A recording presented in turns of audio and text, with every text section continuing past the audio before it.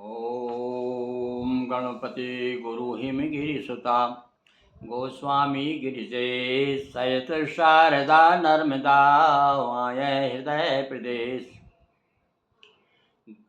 बंदो हनुमत लखन संगो रिपु हनु भरत सुजान सिया राम जी को नमनो गाऊं मानस गान सियावर रामचंद्र पद जय शरणम। हाँ, रामचरितमानस के प्रेमी सज्जनों, देखिए भरत जी ने अपनी विनम्रता से और अपने करुणा भरी वाणी से 1 मिनट में सबको अपनी तरफ कर लिया। जो सारे लोगों, माताएं, गुरुजी, पुरजन, परिजन, सचिव, सबकी इच्छा थी कि भरत जी राजा बने, किंतु उन्होंने जब अपनी दीनता सबको दिखाई और ये भी कहा कि भैया मेरे बड़े भैया तो जो है मुझे अच्छी तरह से जानते हैं कि मेरा हृदय कैसा है, माता मेरी कोई कैसी भी निकल जाए पर मेरे भाई मेरे विरोध में नहीं हो सकते। इस प्रकार से जब कहा और कहा कि भैया कल तो मैंने निश्चय कर लिया, देखो अब वो घोषणा कर दी उन्होंने, अब बीच में कोई गड़बड़ नहीं कर सकता।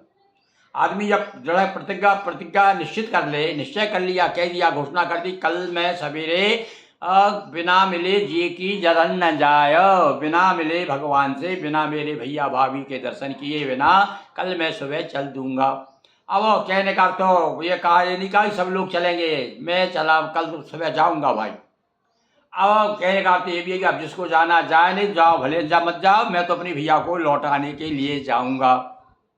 इस प्रकार से भाव भरत बचन सब कह प्रिय लागे, सबको अच्छे लगे भाई। देखो आप 1 मिनट में सबके विचार बदल गए, सबको अच्छे लगे, क्योंकि जब सारी बात स्थिति उन्होंने समझा दी और सब बता दिया कि भैया इसमें मेरा कोई दोष नहीं है, तो मैं मत समझना कि मेरी माता जी की मेरी सम्मति है, इसमें दोनों की है, मिला जुला कुछ षड्यंत्र है, ऐसा कुछ नहीं है।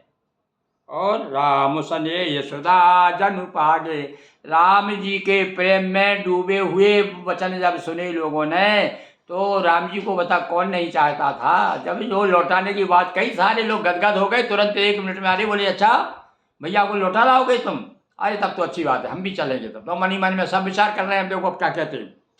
लोग वियोग विषय विषम विषदागे, मंत्र सभी सुनत जनु जागे।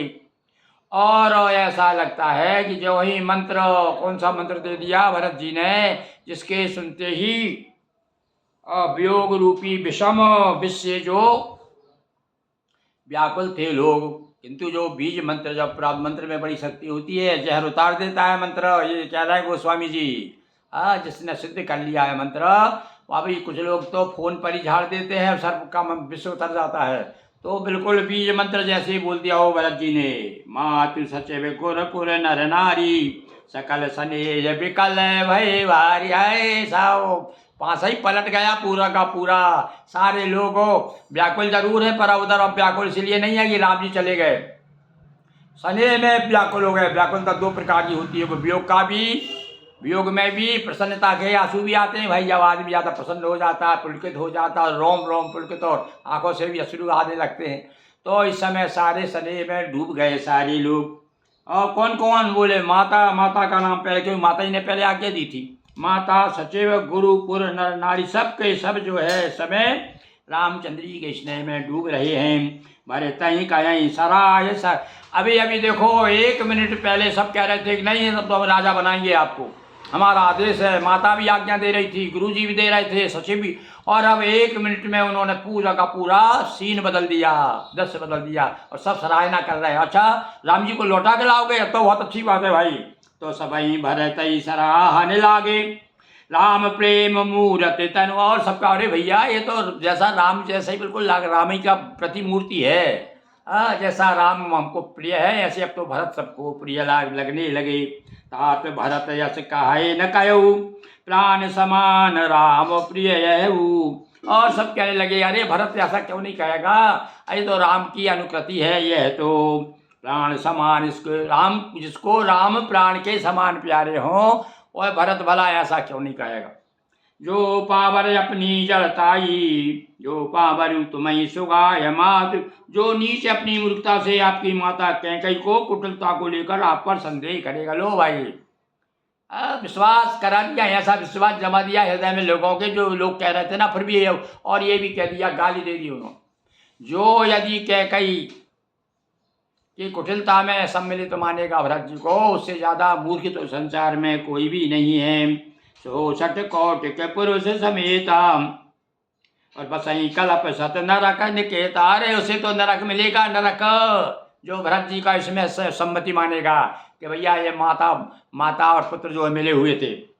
सो सठ, वो तो मूर्ख है, कोटि का पुरुष समेता है, और बस ही कल्प सत, 100 कल्प तक नरक से नहीं निकलेगा। आई आगे गुण नहीं मन गई, और हरे करल दुखदार दही। यह विषको हर लेती है कौन, सौंप सांप के पाप और गुणों की मणि नहीं गहन करती। हाँ, क्या उदाहरण दिया उन्होंने।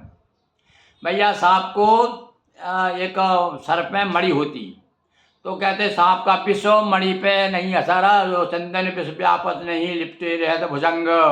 ये भी बताया कि भैया, पर यहाँ तो उदाहरण वो जमता नहीं, क्योंकि वो तो अलग बात है। यहाँ तो सीधा सा है कि माँ का पुत्र, यानी कि सर्प की मणि यानी उसका पुत्र, तो मणि पर उसका आघ, उसके पाप और उसके दोष और उसका जहर मणि के ऊपर, बल्कि मणि तो जगमगाती है, आलोक देती है, प्रकाशित करती है। ऐसे ही अब यहाँ कह दिया उन्होंने कि ये तो नागिन है, कैकई तो नागिन है, और कैकई रूपी नागिन के सिर पर जो है मणि जो है वो भरत जी हैं। ऐसे मणि के समान भरत जी दुख दरिद्रता को दूर करके, बस दुख दरिद्रता को दूर करती है वो मणि।